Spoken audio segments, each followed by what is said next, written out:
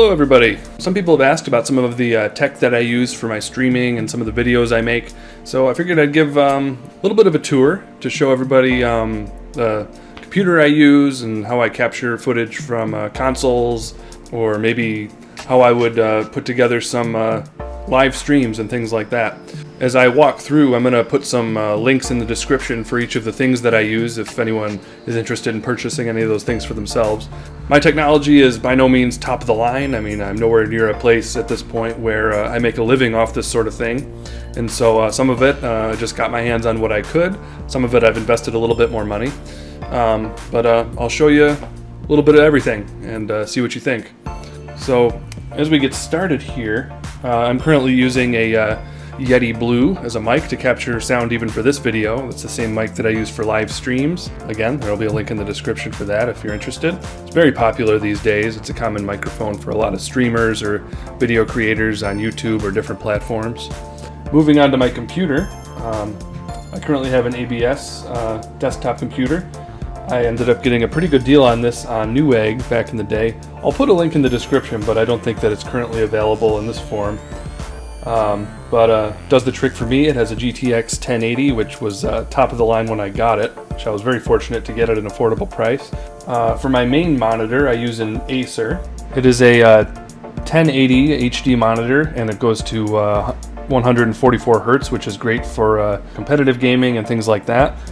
Then my secondary monitor is just a basic HP, which I got around the same time I got the computer. It was my first monitor.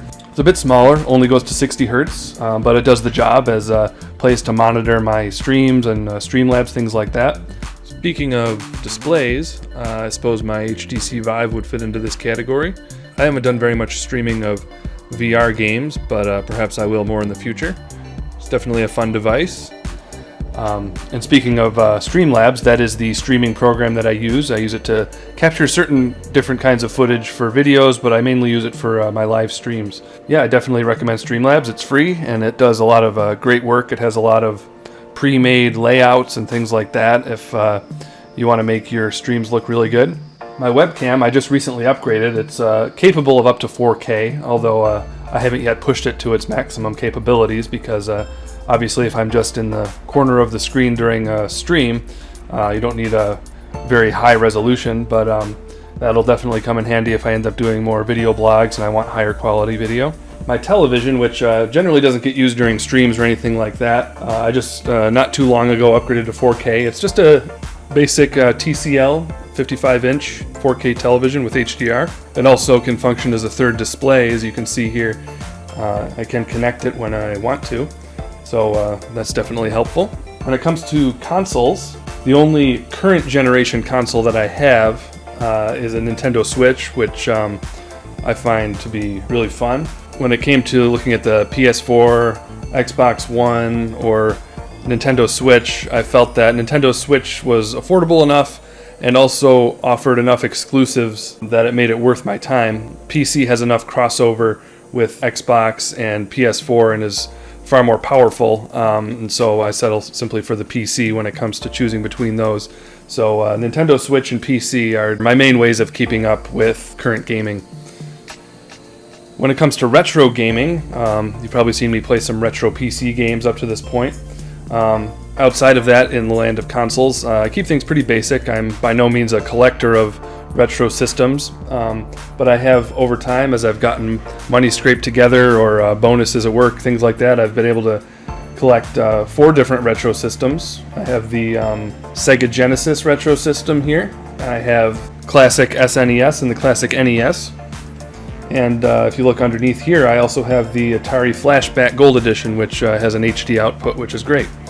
In order to capture all the footage from these non-PC systems, I use the Elgato video capture card here. It's the HD60 S. And then when it comes to green screen, I also use an Elgato product.